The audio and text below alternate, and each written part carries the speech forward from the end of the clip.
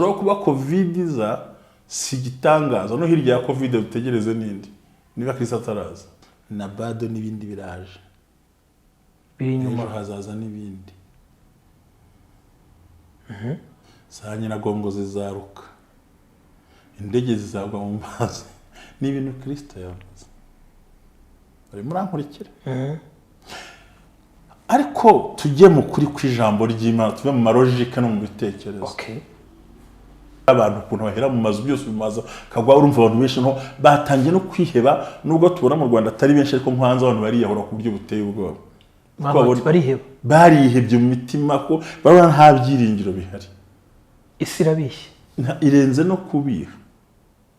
Ariko abafite Imana muri bo, amen, bazi neza uburyohe bati oya isaha irageze ngo twegere Imana kurutaho. Malgré ko uyu munsi aho kugira ngo abantu begere Imana kubera icyorezo bari guhunga Imana kubera icyorezo. Ariko icyorezo kimeze nabi. Nuvuga ngo ni uburyo shitani nawe anyura mu cyorezo akarushaho kubabaza abantu no kubinjiza mu gahinda ugasanga namaze kugira depression, amaze kudeprima. Biterwa n'iki? Nyine ni imperuka nyine. Kuko urubanza ruzahera mu nzu y'Imana.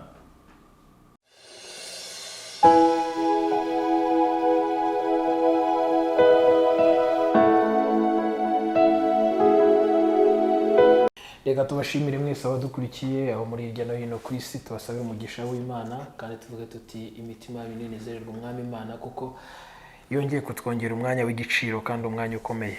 Nge Ndikuzo Emmy tubana kenshi mu biganiro bitandukanye by'ihumure, tugira umugisha wo kubana n'abakozi b'Imana batandukanye, ariko impamvu batambuka no kugira ngo bigende bite, no kugira ngo tuganire ibidutungira ubugingo bidukomeza, kuko turi mu isi dukenera kurya tukabaho kugira ngo twaguke kandi turushaho gukomera kubera ko twakira ibitunga umubiri n'ubugingo. Rero dukwiye kubutunga mu buryo bwose.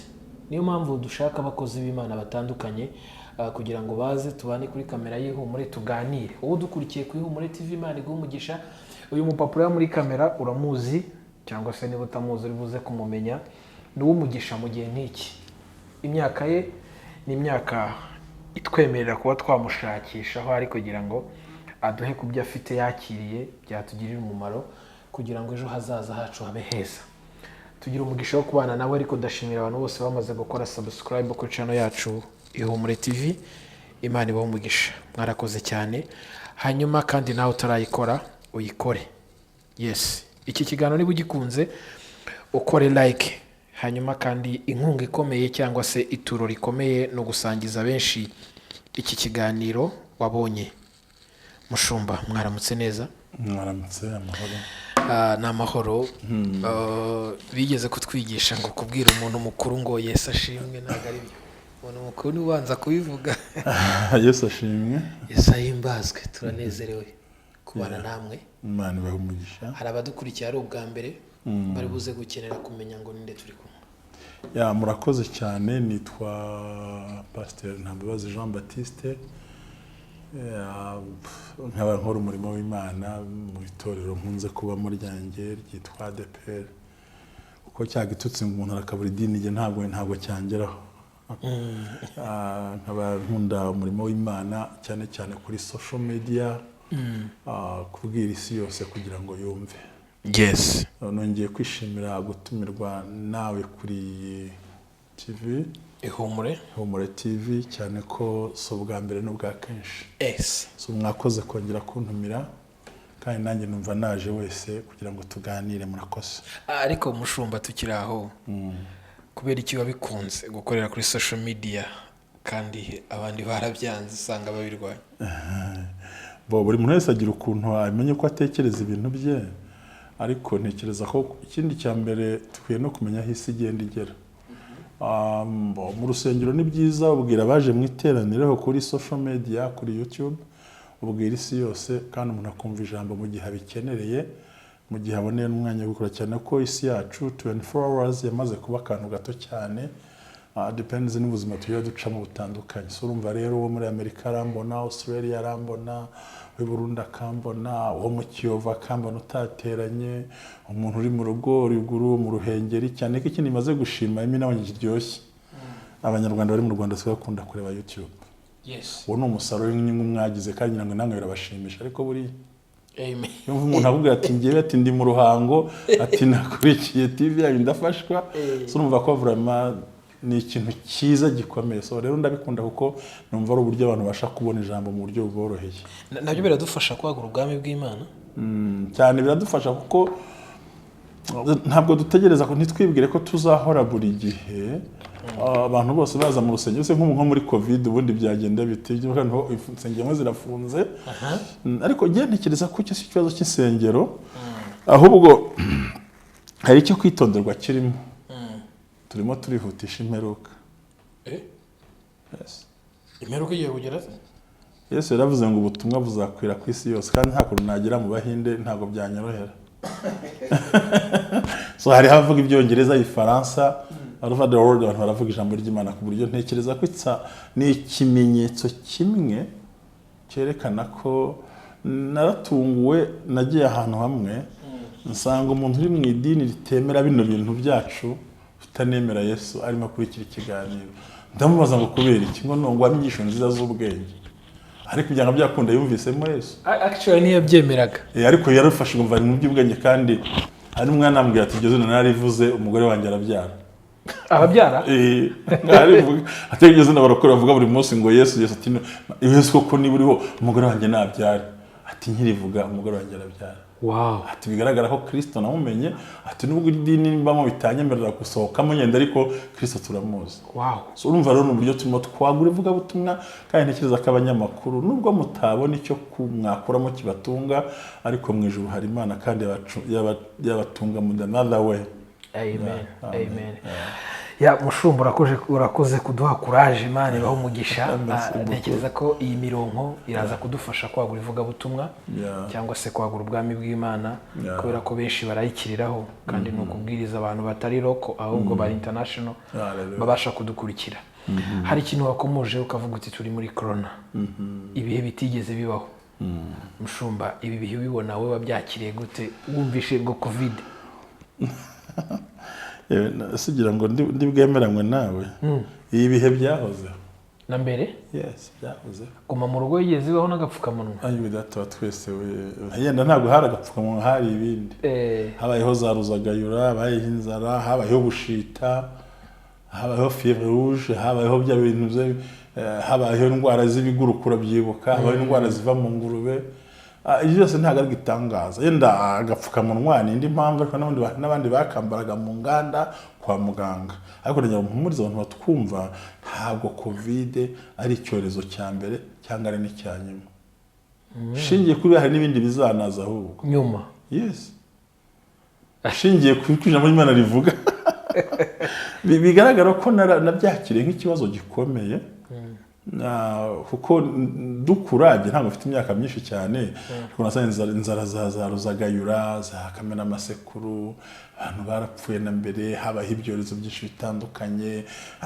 ubwato bwarundukanye abantu Titanic zisha abantu hari ahantu nk'umuriro watwitsa abantu ibyorezo byarabaye according kuri Bibiliya kuvuga ngo ni Yesu ni ijambo ry'Imana Yesu yabwiraga intumwa ze muri Luka 21 uhereye ku murongo wa 8 arabwira ngo asubiza ati mwirinde batabayobya kuko benshi bazaza biyita izina ryanjye bati ndi Kristo kandi bati igihe kiri bugufi ariko ntimuzabakurikire ariko nimwumva intambara imidugararo ntimuzahagarika imitima kuko ibyo birakwiriye kubanza kubaho ariko imperuka ntizahera ko ngisohore uwo mwanya arongera abwira ati ishyanga rizatera irindi shyanga n'ubwami buzatera ubundi bwami kandi mu isi hamwe na hamwe hazaba ibishyitsi bikomeye kandi hazabaho n'inzara n'ibyorezo by'indwara hazabaho n'ibitera ubwoba n'ibimenyetso bikomeye biva mu ijuru ariko ibyo byose bitaraza yegeraga bigisha byose bazabafata bajyane mu nzu nuko baganirizaga ariko urumva ngo mu isi hazabe hamwe na hamwe hazaba ibishyitsi bikomeye kandi hazabaho n'inzara n'ibyorezo by'indwara hazabaho n'ibitera ubwoba n'ibimenyetso bikomeye biva mu ijuru ni ibintu Kristo yavuze ko bizaba ibi ntabwo itangaza kirimo n'uwanabihanura nabundi Kristo yarabivuze na mbere ni Yesu wabyibwiraga intumwa ati mu minsi y'imperuka hari abaziyita Kristo ntimuzabemera hano tuvuga muri misi Kristo ntaraza azaturuka muri Korea. Iyo ugeze muri Isiraheli hari abantu bakirindiriye Mesiya na n'uyu munsi. Yes, umurindiriye. Ariko ibyo birahura n'ubuhanuzi n'ubu. Of course n'ubuhanuzi. Ahubwo ati ko hamwe na hamwe azatera inzara. Iyo umuntu akurikiye mu mwaka wa 33 Yesu avuye ku isi amaze kuducungura 60 byaratangiye, 70 basenye Yerusalemu, ibyorezo biratera, inzara iratera, abasilamu batera bagaturika bararwana, ya ntambara murayumva, ubwami butera ubundi bwami, ishyanga ritera irindi shyanga, abantu basubiranamo. Soro kuba covid iza si gitangaza, no hirya ya covid dutegereze nindi niba Kristo ataraza. Ekada. Yes. Imwe na rimwe mutubwira ibi tubona ibyo turimo uyu munsi ubwo buradufata. Niyo mpamvu yavuze ngo ariko se ngo iyi minsi itagabanywa n'intore z'Imana zakaguye. Kuko ubundi ikibazo cy'icyorezo ni umunzani wo kwizera kw'abantu. Numvise umuntu wagaburiye abantu injangwe. None bazi nk'umuntu wari injangwe yumva ikintu n'urwego rugeze aho abantu batubura, aho umuntu afata amata akavanga n'ifu yagakorwa ati nguhaye inshyushyu ugasanga byacitse. Bivuga ngo ni igipimo cy'abera b'Imana n'itorero muri rusange. Ikindi ni ukorohereza Satani nyiranga byungukiramo. Nko bisengero zifunze abantu baguye bagusha n'amazuru baragenda burundu. Ariko ngira ngo no mu rusengero ntacyo bari bamazemo hari abo baguye. Kubera ko ntari umucamanza nta nicyo bintwaye, ahubwo buryo kutinda cyane kuba mu kintu urakimenyera. Reka twe guca imanza cyane. Ariko ako kantu ni saho. Uko utinze mu kintu urakimenyera tu. Kubera ko urumva iyo baza mu rusengero kenshi birabafasha, birabafekita gutuma babitindamo. Reka buri urebye no mu Baheburayo mu 10:25 bavuga ngo ntimukerengeze guterana ko abandi bagiye byanga, ahubwo uko umunsi wegera murushaho guterana. Noneho ko iminsi yegera twakuwe mu rusengero kubera icyorezo. Urumva wa muntu wazaga mu rusengero byamufasha kwihana no guhura n'abashumba no kuba ari ahandi hantu yabaga. Burya hari abantu cyangwa ariko nawe urabizi, ndabona uri umusore wakoze siporo cyangwa ukina football. Ndibwira ko umukinnyi wese umupira adakora imyitozo mu kibuga byamunanira. Burya hari abantu bakurira muri korali, hari abantu bakurira mu magurupe y'amatsinda, hari abantu bakurira mu butayu kubera gusenga, hari n'abantu bakizwa kuko bafite abandi begeranye cyane. Ko biratubwiye ngo babiri iyo baryamanye barasusurutsa, ariko umwe wenyine arakonja. Ahandi kandi babiri iyo bagendanye uyu umwe aguye yabyutse undi. Umva ari umuntu ari wenyine atakimwe yakora y'amategeko, atakijya mu rusengero, ari nta bashumba bahari, kuba yagwa si gitangaza. Ariko abakurikiye icano yawe nziza cyane dukunda, urayisura mu izina kugira ngo bigendane n'icyo unyunganira nyine. Ihumure bahumurizwe, bamenye ngo nubwo bimeze gutyo haracyariho ibyiringiro. Wow.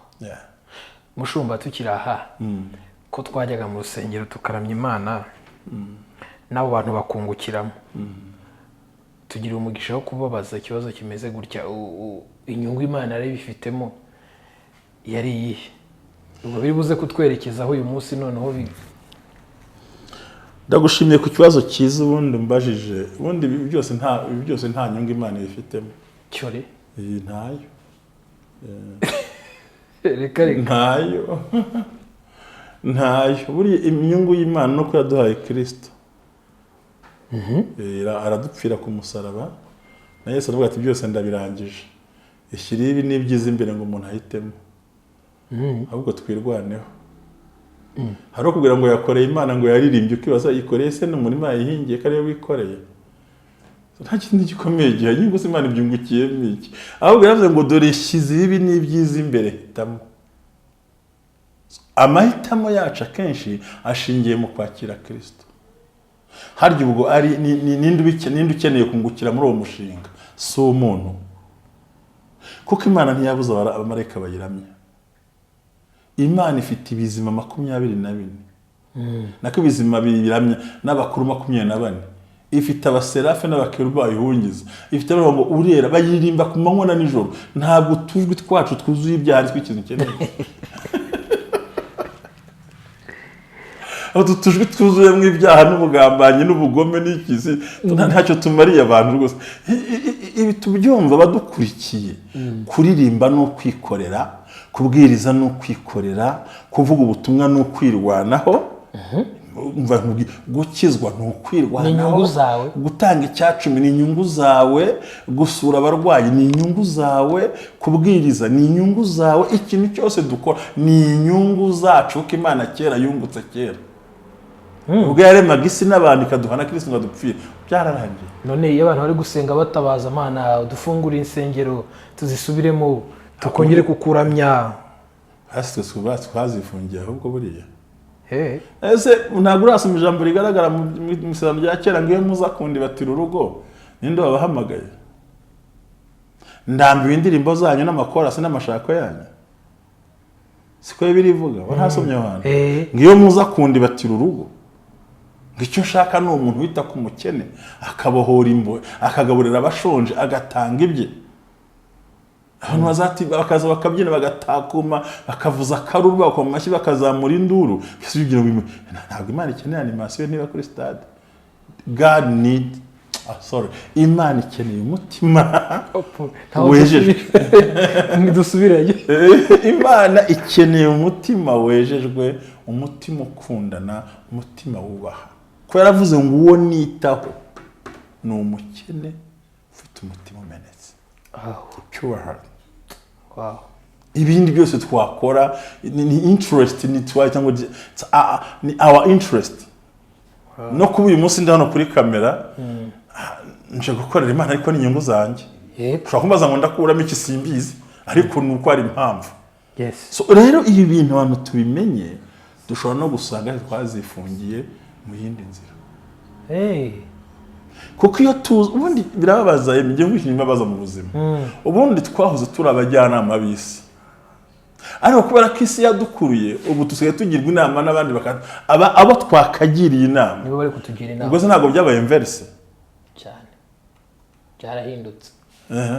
Ikindi se ubundi uko bavuga ngo Imana ibakingurira insengero bakubahirije amabwiriza ya COVID, bakubahirije ibyo leta ibasaba, akaginzu kidafunguka. Ikibazo kiri ibi nabyo bigombera Imana koko. Ariko narumiye n'ukuri. Reka tuganire. Icyo uravuga ko ari abadayimoni. Abadayimoni ni birinde. Icyambere ni ukwirinda amabwiriza arahari. Nese nabo ngo ukarabe ntukarabe. Bavuga ngo siga metero ntuyisige. Bakubwira ngo nimutahe kare ntutahe kare. Bakubwira ngo mwe kujya guterana bajya kwisha mu ishyamba no mukumba bagahurizamo bakanduzanya. Hanyubwe nawe n'Imana yabuje ko bakinga. Urasaba Imana ibintu yaguhaye. Oya wisekandagira tugati ukuri. Hari umuntu areka kubwiza abantu ukuri bakagira ngo hari n'ubuyobe. Ibi byo kugira ngo bafungure isengero ntibigombera haleluya, ntibigombera indimi nyinshi, ntibigombera guhanura, no kubahiriza amabwiriza atuma twirinda icyorezo. Aba batumiye kwikingiza bakikingira. Hari ibindi bisabwa. Ingendo zidateganijwe bakazirika. Ibi nabyo tujye mu mwuka ngo turakubita abazimu bahe nta muntu uvuga ngo ndirukana daimoni kandi ayifite muri we. Ibi bintu rero vraiment mbabare kubisobanura gutyo. Ibi ntibigombera amasengesho please. Uko nukuri. No bigombera ingamba. Bigombera gufata umwanya ugatekereza. Turi buze gusubira inyuma gato Pastor Mushonga. Ntazasubira inyuma ko nabihakanye. No so gusubira inyuma mu dukora ni ahubwo ni ikiganiro ni ikiganiro cyacu turimo gato mbere yuko COVID yaduka ku isi muri rusange ariko by'umwihariko ni Kigali mu Rwanda iwacu. Ntago abakristo tubyemeranya aho kimwe. Nahoze nifuza ko tuzagira igihe cyo kujya tuganira tukanamenya ngo ubwo Kristo buvahe. Ejo nese nzatubwira ati ateze Kristo arakizwa, ati twe turi abakristo, sibyo? None nza gutegereza avuga nabyo tuzabyige tumenya aho biva. Ariko impamvu mbibajije nuko abakristo benshi batemeranya iki kintu cya COVID, ndetse harimo n'abapaseri bamwe bavuga ko ari igihano cy'Imana, abandi nyine ni ibyanditswe bigomba kudusohorera, abandi ni iminsi natwe ubwacu tukiri ku rugero rwo hasi baratuvanga mu byo kwizera. Hari abantu benshi bari kuvangirwa muri iyi minsi kubera ko barimo barahura n'inyigisho zitandukanye. None handa kugeraho kamenyisho zo kumbwira ko ari icyorezo nk'uko ibindi byose byabayeho, nkahura n'undi akambwira ko ari igihano cy'Imana dukwiye kuganduka tukagarukira Imana kugira ngo idukureho icyo cyago. Mushumba, abadukurikiye muri uyu mwanya basobanurire niba koko ari igihano cy'Imana cyangwa se ari ibigomba kubaho, ariko ko twabigizemo uruhare. Ntabwo ari igihano cy'Imana COVID. igihano cy'Imana gutese nibyo Kristo yahanuye mu minsi y'imperuka hazaza ibyorezo na bado n'ibindi biraje biri inyuma hazaza n'ibindi za nyiragongo zizaruka indege zizagwa mu mazi ni ibintu Kristo yavuze bari murankurikira ariko tujye mu kuri kw'ijambo ry'Imana tuve mu marojike no mu bitekerezo okay. Imana ijya kurimbura Sodomu na Gomora yaravuze ngo reka manuke ndebe ko ibyo baharega ari ukuri urabyumva iramanuka bashaka gufata abamarayika ngo basambanye Imana ibwira Aburahamu ngo ngiye gusenya Sodomu aramubwira ngo ese habonetse abantu 50 wabarimburana n'abanyabyaha Imana ati hoya habonetse abandi 10 ati hoya aramanuka agera kuri 5 yakomeza hagasigara Loti ntabwo yari kuharimbura niba ari igihano cy'Imana koko abo bakristo bejejwe bakoreye Imana tuzi boko barimo bagenda bapfa abadasenga bagapfa harya Imana izahana abanyabyaha n'abakiranutsi cyarimwe niba ari igihano heseye ko bagafunza akabari bagafungura isengero n'isengero zakoze ibyaha hano tugomba kumenya icyo bita igihano kireba umuntu n'umuntu ufite ibyo bintu byose ariko iki cyorezo turimo tureba ingibi hazaza n'ibindi habaye jenoside mu Rwanda ho ntizahagaruka ariko mu kindi gihugu yanaba iyi bintu n'ibintu byahanuwe ariko byerekana impindu ahubwo twavuga ngo covid abantu bayirebe nko kwibutsa neza ko Kristo ari bugufi ariyo mpamvu muri za YouTube zicana izingizi hari amagambo y'ubwenge hari amagambo yo gukizwa harimo n'amagambo y'ubupfu ay'ubupfu natagiriye abantu mu marugo ngo oya hari abandi bayashaka nayo y'ubupfu kugira ngo barangariremo usanga ari nabo benshi sinjya nkunda kureba izo cana uzasanga no binagiye nubwo n'abapasiteri n'avuga butumwa bagira utundi tuntu kugira ngo intama zicanganyikirwe kuko mu minsi y'imperuka no kubyagombye kuba bimeze n'ubundi abavuga ukuri abavuga ibinyoma ababihuza n'irari ryabo abihuza nuko batekereza abihuza n'imyumvire yabo abafite inyungu ziri behind ku kintu cyabaye kuko burya muri iyi si ikintu cyose abantu kigiramo inyungu rimwe utanamenye usanga uko tuvuga ijambo ry'Imana abantu bakiyana kuko hari n'uwigisha uko basambana n'uwigisha uko ibintu bikorwa gutyo hari za pornography ziri ku ruhande hari ijambo ry'Imana abantu bari kuvuga imbaraga z'Imana n'uhakana iby'Imana hari mbega ibyo byose bize ariko aravuze ngo niyo mpamvu Daniel yahanuye aravuga ngo mu minsi y'imperuka abazahindukiriza benshi gukiranuka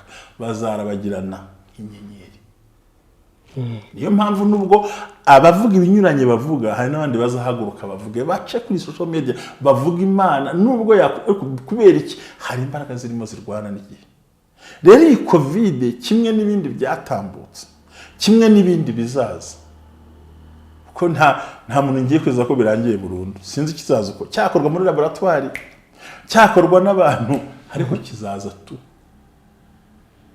dufite imbaraga nk'isi yose nk'uko ariko ni hamwe na hamwe n'imitingito n'iki byose byumva ibi byago bwera abantu ukuntu bahera mu mazu byose bimaza kagwa urumva abantu benshi no batangiye no kwiheba nubwo tubona mu Rwanda atari benshi ariko nko hanze abantu bariyahura ku buryo buteye ubwoba barihebye mu mitima ko barana nta byiringiro bihari isi irabishye irenze no kubiha ariko abafite Imana muri bo amen bazi neza uburyohe bati oya isaherageze ngo twegere Imana kurutaho malgré ko uyu munsi aho kugira ngo abantu begere Imana kubera icyorezo bari guhunga Imana kubera icyorezo kandi iyi minsi mutwombye gwa dusenga soronge ntabwo nyemera nk'igihano kuko ntabwo yahana abakristo n'abapagani cyarimwe nubwo ntari umucamanza kuko ibyorezo byahozeho ntabwo wanteguje ko tuganira iyi topic mba nakuzaniye ibyorezo byagiye bari imyaka byagiye bicamo iyo bimbwira naje nabiteguye nari kukubwira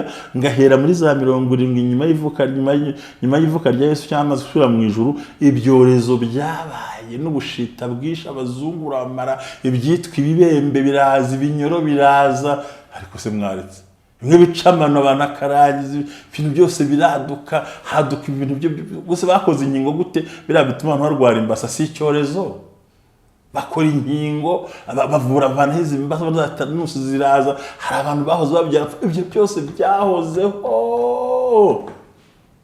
ariko bigenda bitondekana ariko bigenda bigaragaza ko abantu bashobora kwegera Imana ariko mushumba wenda nyamugani byarabaye tutarabaho hari n'abari kuvuka uyu munsi bazasanga bavuga agapfukamunwa batakazi birumvikana ariko ugendeye ku byanditswe ni iminsi turimo ndibuze kugira ibibazo bibiri wenda nza kukubaza nyuma tuze kukwakira ugire message wenda uha abadukurikiye muri uyu mwanya kuri Ihumure TV.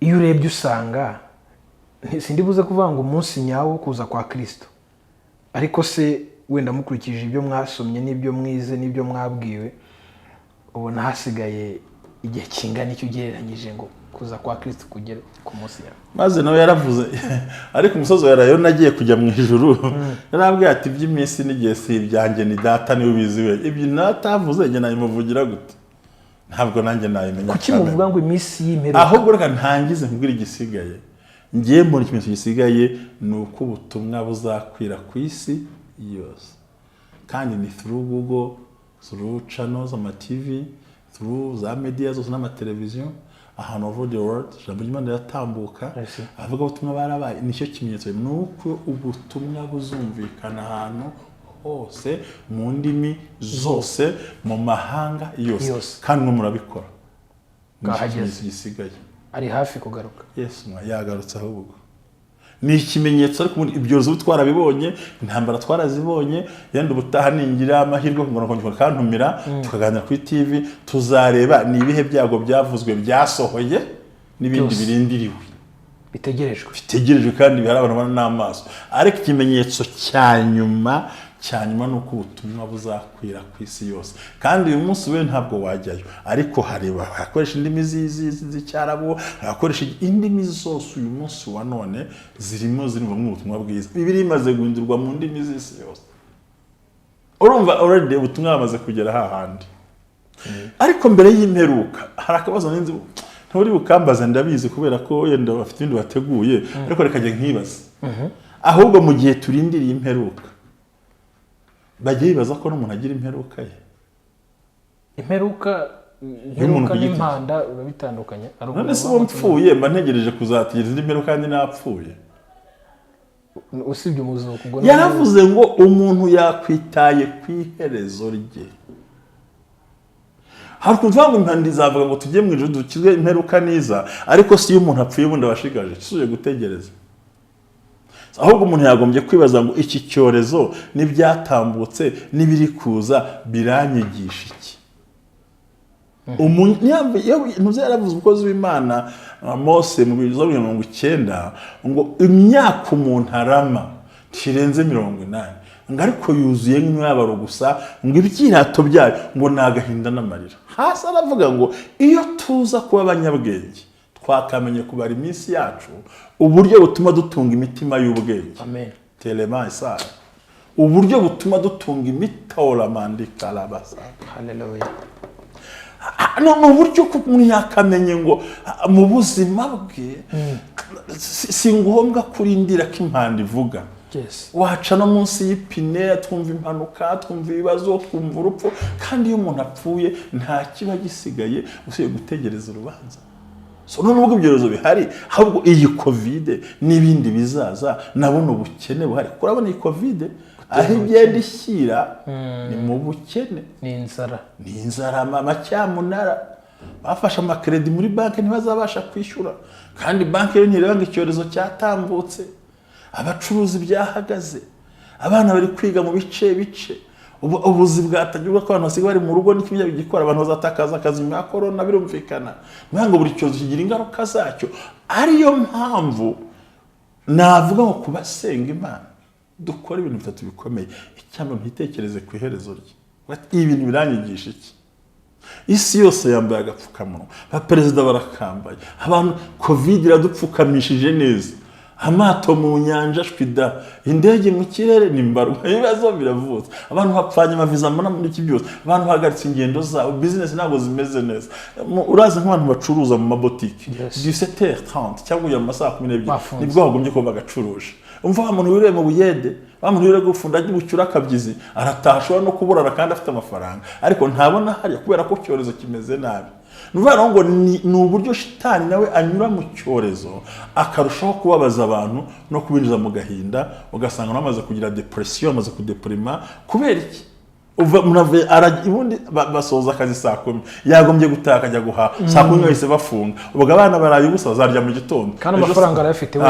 Urabyumva neza. None usanga n'amafaranga ibintu byose bituma ubucuruzi, ariko ikintu gikubisemo usanga harabazamukiye mu cyorezo barakira cyane. Hari n'abandi bamanutse kugira ngo isi dutere kwiheba, Satani nta profitira abantu, maze abantu bakunda ubukire, abatware mu byaha, abantu bishore mu ngeso mbi, abantu bishore mu gesoro, byose abantu bishore mu buhemu. Ari mpamvu ariko ngo abazi ubwenge bazakomera. Mushumba wanjye n'abandi, ngiye kubaza ikibazo cya nyuma, hanyuma nze kubakira mugire message muduha twese abari ku isi. Yego.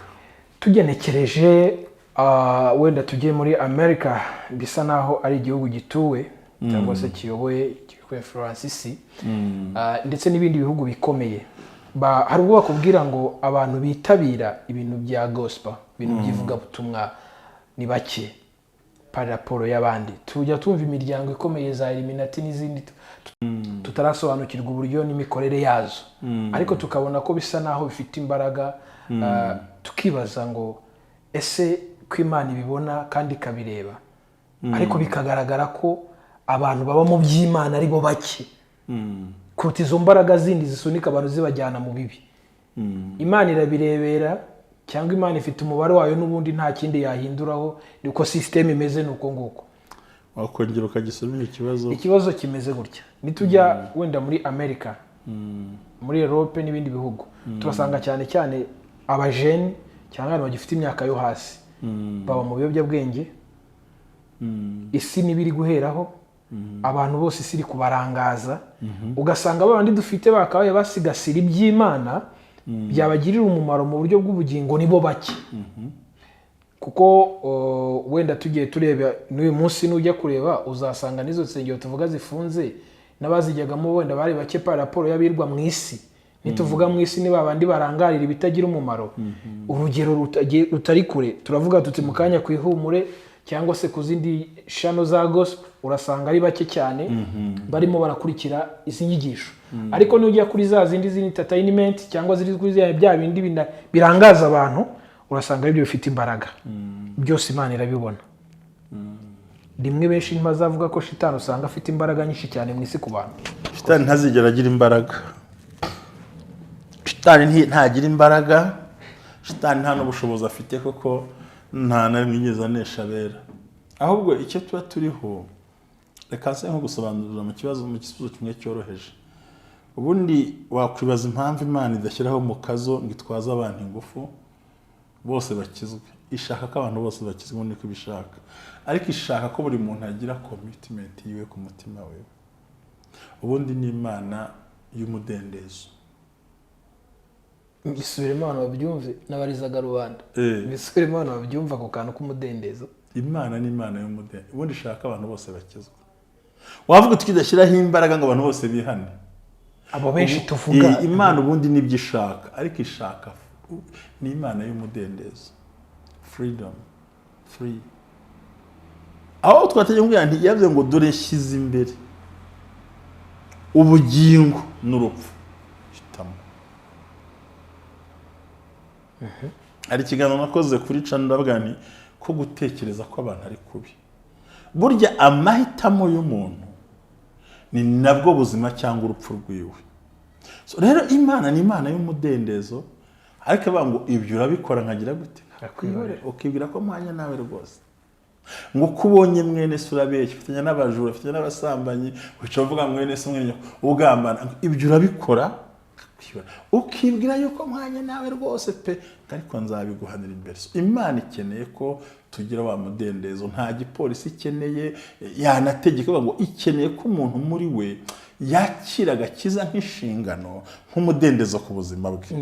Ariyo mpamvu rero abajya kuri social media bagena ku binyamakuru runaka bifite ibyo bashaka, ibyo bifuza, kuko biravuze ngo minsi y'imperuka ngo abantu bazaba batakifuza inyigisho nzima, ngo ahubwo ngo amatwi yabo azaba barya bifuza kumva ibihuje n'irari ryabo, ngo kandi si igitangaza ngo bazigwiriza n'abigisha bafite inkovu z'ibyaha nk'iz'ubushye. Murabyumva? Kandi mu minsi y'imperuka ngo abagore 7 bazishyira bashaka umugabo umwe, bamubwira ati rero wa mugabo twe tuzigaburira tunitunge ariko dushaka kwitirirwa wowe.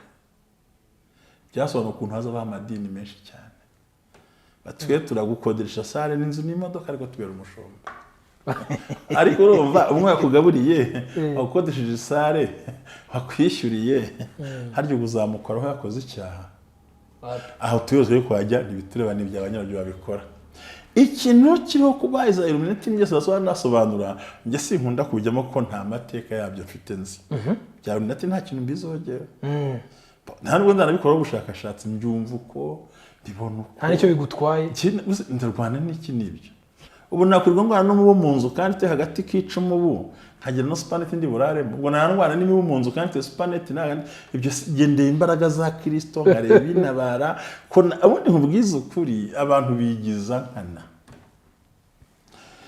Nigeze kugira kubona ikintu kimwe kirambabaza ariko kiranansetsa muramisomo. Naye ndi mu rugo rw'umuntu bazana ibyo kurya atashaka kandi babyihaye mu rugo no akajya afatikanya mwanya vuga ibyo byose atagiye unyumva nako nzije bikunda ati nk'ibiryo rwose tuba turyanga ariko manu ngureba agakubita ikanya kabiri gatata kajomba gatamira akamira kandi yabyinubye kandi babyiha ubushobozi bwamutetse guhaha ibyo bintu. Abantu benshi bazi cyabagirira akamaro ariko ntibagikeneye.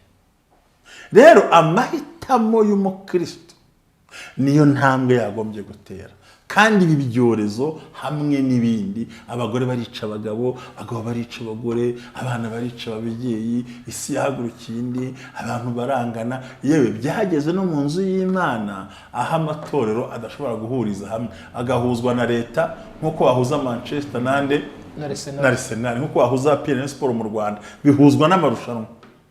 Hari umukino wa gishuti urumva Rayon Sport na APR urumva amadini uyu munsi ahurira muri forum ariko ntibahuza imitima ngo baganire. Akusanga biterwa n'iki? Nyine ni imperuka nyine, kuko urubanza ruzahera mu nzu y'Imana. Si urubanza ruzaba gute? Urubanza ntabwo yarwiciriye. None se bire ntiyavuze ngo ukora ibyaha n'uwa Satani kubera kera yakoraga ibyaha? Horedi ibintu ukora ni rwo rubanza. Niba usamba nta mugabane wawe urawuzi, niba wiba mugabane wawe urawuzi.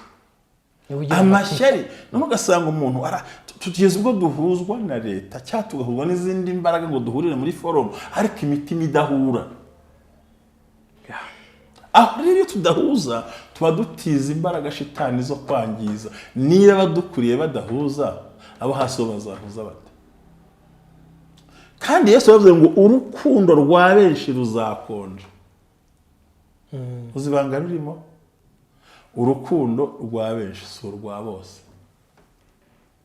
Abo bandi basagutse none ni urukundo rwa mbega none urangije rwo umva biri yavuga ngo Yesu yavuze ngo urukundo rwa benshi ruzakonja mu minsi y'imperuka, ariko ni urwa benshi si urwa bose. Imana ishimwe haracyari abakristo bakunze Imana. Amen. Hatala amasi Imana. Amen. Dewe arumva ikintu kirimo. Imana ishimwe ko atari urwa bose ahubwo ni urwa benshi. Mushumba reka ngusabire umugisha ku kintu kimwe. Nubwo turi ku social media dukoresha ibikoresho Imana iduhaye kugira ngo wenda ubwo butumwa bwamamare, ariko twari kugira ibibazo iyo tubura abantu baza kubivuga, kuko nge sinari kubivuga ngo mfate na kamera mfate na mikoro. Murakoze cyane. Kuba rero mwemera gufata uyu mwanya Imana izabibibukire n'ukuri. Ndabyakiriye n'ukuri ko Imana ibaha umugisha, kuko hari imitima ya benshi ikira Hallelujah. Tutirengagije wenda ntitubigarukaho uyu munsi ko ndashaka mbakira iminota mike kugira ngo mugire message mutanga ariko dufite abantu benshi bafite ibikomere bakuye handi wenda abantu batarajya muri forum ngo bagire byinshi bareberaho abo mwita intama nyinshi zifite ibikomere zitanizera gukira uyu munsi kandi abo bose ugasanga bari hariya bategereje Imana nawe wabakomerekeje utegereje Imana so ukibaza ibi bintu rimwe na rimwe bikatuvanga ariko it's okay Imana ibamugisha kubwo mufata uyu mwanya kugira ngo wenda benshi bazi kuba badukurikira reka mbasabire umugisha muduhe message ya urakoze cyane mukozi w'Imana Yemi ku Ngoro TV murakoze ndabashimiye Imana ibaha umugisha mwinshi cyane amen haracyaje murango haracyariho ibyiringiro yuko iki cyatemwe kizongera kigashibuka kandi hari jamuze kwita intama burya biri yaravuze ngo nzahana bongeri batereranye intama ngo bakabaga bakambara ubwoya bwazo irangije munsi kandi nzahana intama zariye zikabyibuha ngo zamara kubyibuha zigasiribanga ibyari bisigaye urumva ko Imana izagera ubwo ihana bungeri ihane n'intama hanyuma njye muri ikintu gikomeye Yesaya ibice 40 umurongo wa mbere muri Yesaya aravuga ngo nimuhumurize abantu banjye mubahumurize niko Imana yanjye ivuga muvuge ibyurutse imitima y'abi Yerusalemu mukomeze muhabwire ko intambara zaho zishize kandi yuko gukina kwaho baguhaniye n'ibyaha byabo byose bahaniwe kabiri n'Uwiteka.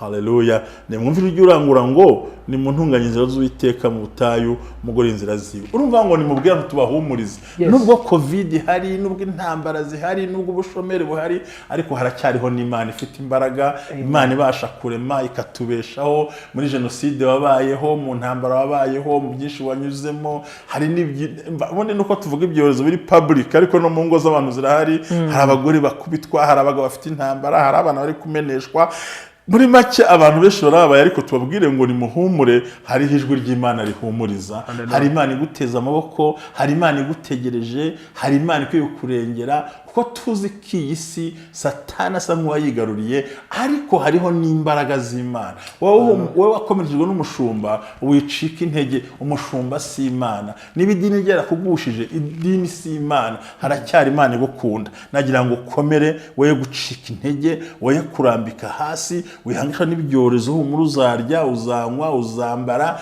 Imana izagutabara wakomekejwe n'umugabo humura Imana irahari ba divorce Imana irahari nubwo yisigaragara ko hari ibintu bigoranye nkuko nabwe n'umukozi w'Imana ngo urukundo rwa benshi ruzakonja n'urwa benshi ntabwo ari urwa bose haracyariho ibyiringiro hari abantu bazidokora amasimara haleluya hari imbaraga z'Imana ashaka gutunga mu bigeragezo kuko naho byamera gute niko Imana yabwe ngo ntizabura kumva intore ziyitakira ku manywa na nijoro Imana iguha umugisha ba mu ntore z'Imana jya mu ntore z'Imana ukora ibyo gukiranuka mu isi Imana iramwemera ntizigere reka intungane buhoro ntizigere kura abantu bayo so wicika intege wicogora haza n'ibindi bitanaza still God Imana kimwe nawe Imana macyari kugendana Imana mu nzira muri kumwe ikuri imbere ntizagutererana ahubwo twirinde ikintu cyatuma amen nuko iminota yari ishojwe ajambo nkunda cyane umukozi w'Imana rimwe ngo bari mwava mu